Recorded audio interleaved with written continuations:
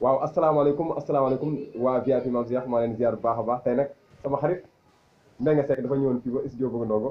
seet sama nii rek ay ñu ngi nii ci studio Bëgg Ndongo ndeysaan tey moom daa def lu rëy kon Mbengue Seck tey nooy nuyoo waa VIP. waaw mais di leen ziar rek dana xam ni lii bu gën a def bu yàgg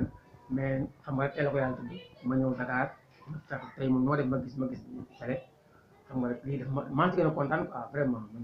ndax moom sama waay la ku baax la ku ma bëgg la te ku la bëgg da koy bëgg waaw loolu la moo tax ma def ko nii ñoo defal ko si biir mel nii xanaa kontaan ngeen am seen non dëgg la studio bi nag ndeysaan studio Cheikh Diagne naan la studio gars yi yëpp la nag mais nag ñi ñuy bëgg ay ñoom Papa Sène soxna Nabou ndeysaan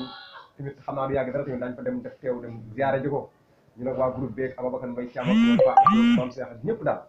waaw buñu bàyyi kenn ñëpp koy def àndandoo dem foofu noonu xam naa du yàgg dara daa ko résultat mais ñi ngi bëggee ñëpp képp ku ñu seetaan rek ñu ngi lay bëggee bu baax ba xam naa si kanam parce que moom Mbengue moom xam naa balaa dem sax maa lay ziar de maa lay ziar baax nag maa lay ziar